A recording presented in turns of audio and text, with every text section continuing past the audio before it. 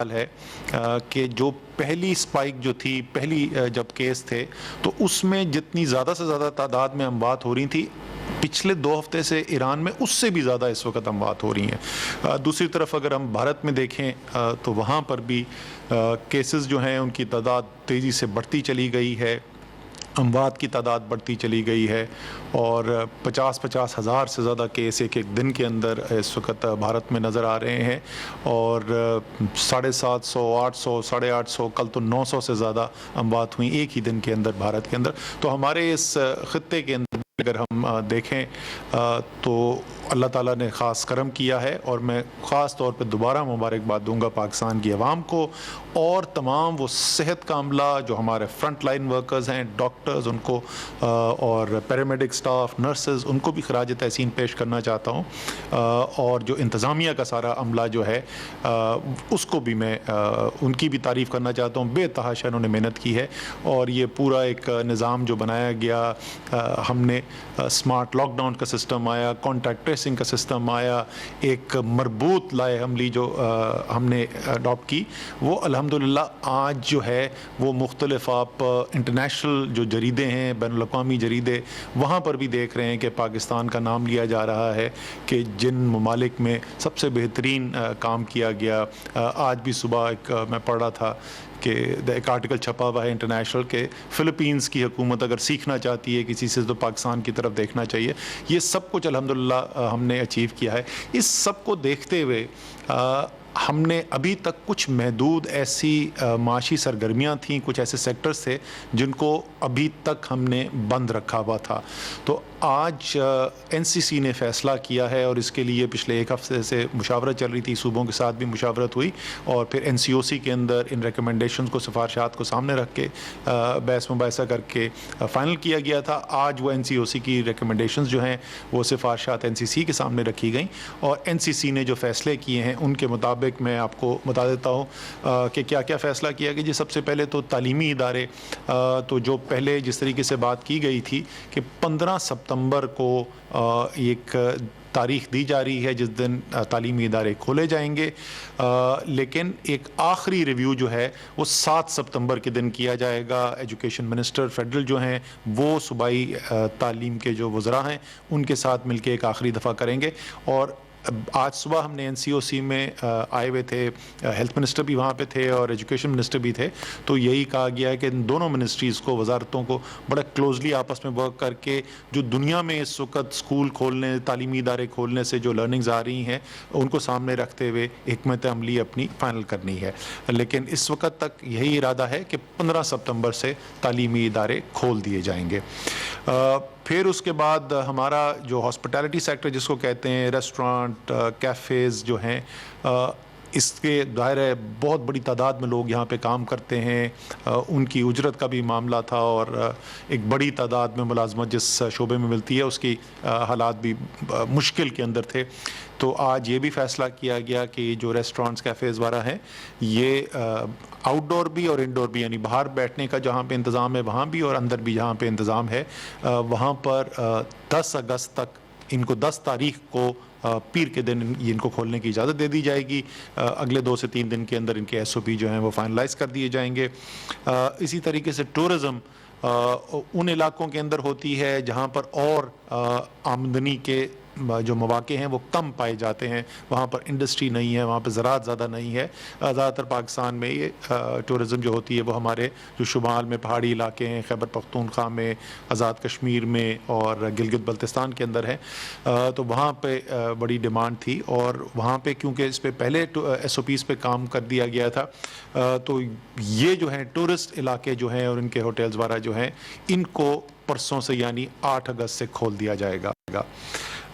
پھر ہمارا جو ریکریشنل سیکٹر ہے، سنیماز ہیں، تھیٹرز ہیں، پبلک پارکس ہیں، میوزمنٹ پارکس ہیں، آرکیڈز ہیں، ان تمام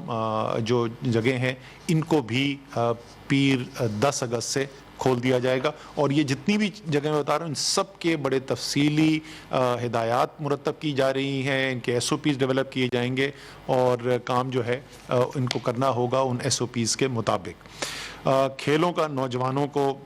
ایک بڑی ظاہر ہے اس بات کی بھی پریشانی ہے کہ ان کو کھیلوں کا جو مواقع ہیں اس کے اندر قدغن ہے.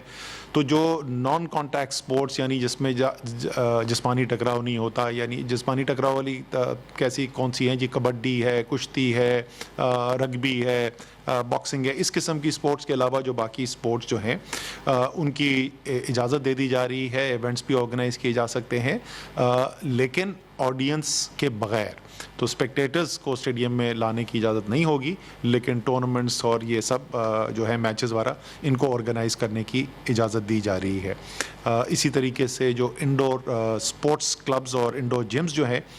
ان کو بھی کھولنے کی اجازت دی جا رہی ہے 10 اگست سے. یہ دونوں چیزیں جو ہیں یہ 10 اگست سے کھل جائیں گی. پھر ہمارا ٹرانسپورٹ کا شعبہ ہے جی. ٹرانسپورٹ میں ایئر ٹریول, روڈ ٹریول جو ہے, ریلویز جو ہیں, ان سب کو جو ہے دو مختلف نوعیت کی یہاں پر ریسٹرکشنز تھیں, قدغن لگی ہوئی تھیں. ایک تو یہ کہ کتنی ٹرینیں چل سکتی ہیں, کتنے فلائٹس آپریٹ کر سکتی ہیں, اور دوسرا کہ وہ کس ٹرین اسٹیشن تک جا سکتے ہیں اور کن ایئرپورٹس تک وہ جا سکتے ہیں. تو یہ جو قدغن ہے یہ ختم کی جا رہی ہے, یعنی ایئر لائنز اور ریلوے جو ہے وہ فری ہوگی. کسی بھی ریل اسٹیشن پہ وہ اپنی گاڑیاں لے جا سکتے ہیں, اور جو ان کی نارمل جتنی بھی ٹرینز ہیں, ریل کارز ہیں, ریل گاڑیاں ہیں, وہ ان کو چلا سکتے ہیں. اسی طریقے سے ایئر لائنز جو ہیں وہ تمام اپنی فلائٹس جو ہیں وہ اپنی کمرشل نیڈز کے مطابق آپریٹ کر سکتے ہیں. اس کے اوپر کوئی پابندی نہیں ہوگی, اور کسی بھی ایئرپورٹ پہ بھی وہ فلائٹس لے جا سکتے ہیں. لیکن ٹرین کے اندر بھی اور جہاز کے اندر بھی جو اس وقت ریسٹرکشن لگائی ہوئی ہے, یعنی کتنے لوگ بیٹھ سکتے ہیں, سیٹ چھوڑ کے سیٹ ہوگی, یہ جو بندش ہے یہ ستمبر کے آخر تک جاری رہے گی. اور اس وقت دوبارہ صورتحال کو ریویو کر کے اس وقت آئیڈیا یہ ہے کہ 1 اکتوبر سے پھر وہ بھی نارمل کر دیا جائے انشاءاللہ تعالیٰ, اگر اللہ تعالیٰ کا کرم رہا. لیکن اس وقت تک یہ فیصلہ ہے کہ 30 ستمبر تک وہ جو ریسٹرکشنز ہیں وہ جاری رہیں گی. روڈ ٹرانسپورٹ جو ہیں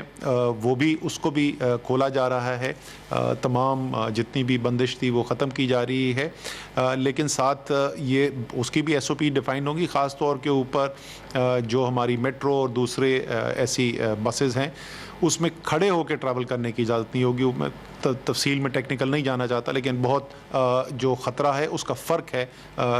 پیسنجرز بیٹھ کے اس میں ٹریول کر رہے ہوں یا وہ اس میں کھڑے ہو کے ٹریول کر رہے ہوں. اور بھی اس کے علاوہ جو ایس او پیز ہیں وہ بھی ڈیفائن کر دی جائیں گی, اور یہ بھی جو ہے یہ 10 اگست سے کھول دیے جائیں گے. پھر میرج ہالز, یہ ایک اور چیز ہے جس کے اوپر بہت بات کی گئی ہے. تو وہ بھی ہم اس وقت فیصلہ کر رہے ہیں کہ 15 ستمبر سے میرج ہالز کھولے جا سکتے ہیں.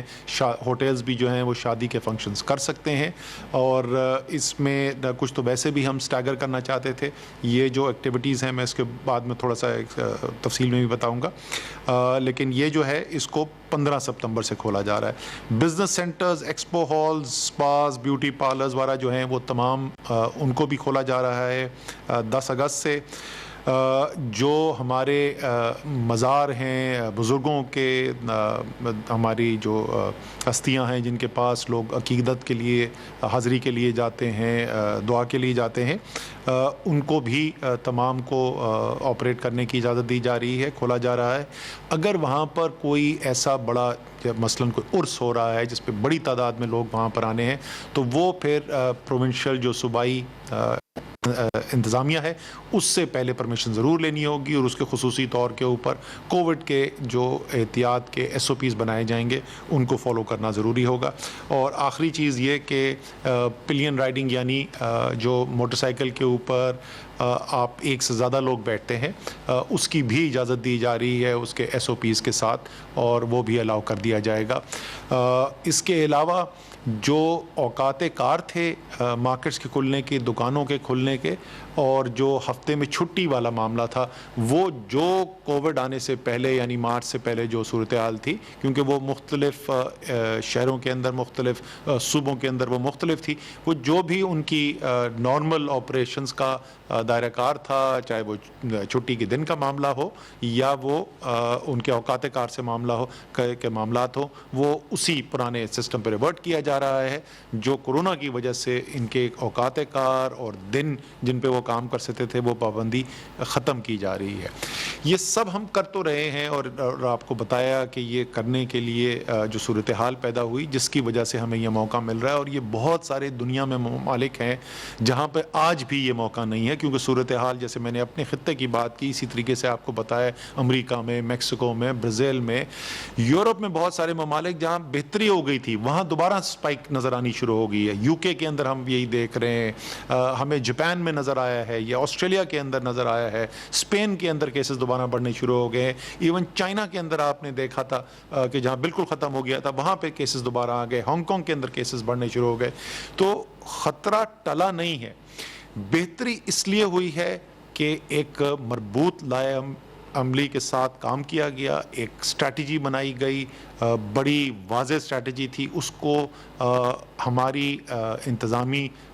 جو مشینری ہے صوبوں کی انہوں نے امپلیمنٹ کیا گراؤنڈ کے اوپر. این سی او سی ایک اس کا سمجھیں آپ ایک نرو سینٹر کے طور پہ کام کرتا رہا, روزانہ کی بنیاد کے اوپر صورتحال کو دیکھ کر فیصلے کرتے رہے, اور جہاں جہاں جیسے جیسے اسٹریٹجی تبدیل کرنے کی ضرورت پڑی وہ بھی ہم کرتے رہے. لیکن یہ اس وجہ سے اور عوام نے بھی ساتھ تعاون کیا. میں بار بار یہ بولتا ہوں یہ عوام کے تعاون کے بغیر یہ ممکن ہی نہیں تھا. تو یہ آپ کی کامیابی ہے, پاکستانی قوم کی کامیابی ہے. لیکن یہ ایسی چیز نہیں ہے جس میں یہ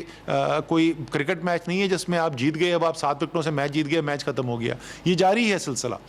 جہاں بد احتیاطی شروع ہوئی, جہاں یا حکومت کی حکمت عملی جو ہے وہ کمزور پڑ گئی, انتظامی محنت جو ہے اس کے اندر ہمیں کمی نظر آنے کی شروع ہوئی, یا سب سے زیادہ طاقتور اگر عوام کے رویوں کے اندر ہمیں تبدیلی نظر آئی, ایک منفی تبدیلی نظر آئی, تو یہ جو بہتری نظر آئی ہے یہ خدا نہ خواستہ دوبارہ سے منفی اثر بھی لے سکتی ہے. اور اگر وہ صورتحال پیدا ہوتی ہے تو پھر وہی دوبارہ ایک سلسلہ بندشوں کا, روزگار کے اوپر اس کے جو اثرات ہوتے ہیں وہ سب ہم اب تو اس سے گزر چکے ہیں, تو اب ہمیں پتہ ہے کہ وہ کتنی تکلیف دہ چیز ہوتی ہے اور اس سے کتنا نقصان ہوتا ہے. تو اس اپیل کے ساتھ یہ این سی سی یہ فیصلے کر رہی ہے, اور اس ادراک کے ساتھ یہ فیصلے کر رہی ہے کہ یہ جو سیکٹرز جو بائی ڈیفینیشن ظاہر ہے یہ سب سے زیادہ خطرہ رکھتے تھے, یہ وہ ایکٹیویٹیز ہیں, یہ وہ سیکٹرز ہیں جن کو ہم آج کھولنے کا اعلان کر رہے ہیں, آج سے لے کے اگلے 4 سے 6 ہفتے کے اندر جو کھلیں گے, یہ وہ ہیں جن کے اندر سب سے زیادہ خطرہ موجود ہے. اس لیے یہ سب سے آخر میں فیصلے کیے جا رہے ہیں. اس لیے میں پھر ایک دفعہ دوبارہ اپیل کرتا ہوں کہ آپ نے اب پہلے سے زیادہ احتیاط کرنی ہے. اب تو ہمیں تجربہ بھی ہو گیا, اب تو ہم سیکھ بھی گئے ہیں.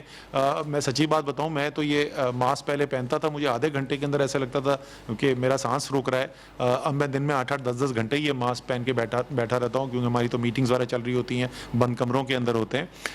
تو اب تو ہمارے لیے یہ زیادہ ممکن ہونا چاہیے کہ ہم اس پہ کر سکیں. آخری چیز جس کا میں ذکر کروں گا, آگے 14 اگست آ رہی ہے, اس کے لیے بھی خصوصی ہمارے انتظامات ہو رہے ہیں, احکامات گائیڈ لائنز ایشو کی جا رہی ہیں کہ کس طریقے سے ایک آزادی کا دن ہے. ظاہر ہے ہر پاکستانی کی خواہش ہوتی ہے کہ اس کو پرجوش طریقے سے منائے. ہم اس 14 اگست کو منانا بھی چاہتے ہیں اور اپنے دل کے مطابق منانا بھی چاہتے ہیں, لیکن ساتھ ساتھ کیونکہ یہ خطرہ بھی چل رہا ہے تو اس کو ہم نے سامنے رکھتے ہوئے کیسے کرنا ہے. اور اس کے بعد آگے آ رہا ہے محرم, اس کے اوپر تو خاص طور پہ ہم علماء کے ساتھ مل کے اس کی ایس او پیز بھی بنائی جا چکی ہیں مشاورت کے بعد, اور جیسے جیسے ہم محرم کے قریب آئیں گے تو آپ دیکھیں گے کہ انشاءاللہ تعالی میڈیا کے اوپر بھی اور ان تمام چیزوں کی جو معلومات ہیں, جو گائیڈ لائنز ہیں, اس کو عوام تک پہنچانے کا بھی بھرپور طریقے سے کام کیا جائے گا. تو آخر میں ایک دفعہ پھر میں ختم کرتا ہوں, اختتام کرتا ہوں آپ سب سے شکریہ کے ساتھ. اس وقت دنیا جو ہے, میں دوبارہ ریپیٹ کروں گا, دنیا دیکھ رہی ہے پاکستان کو,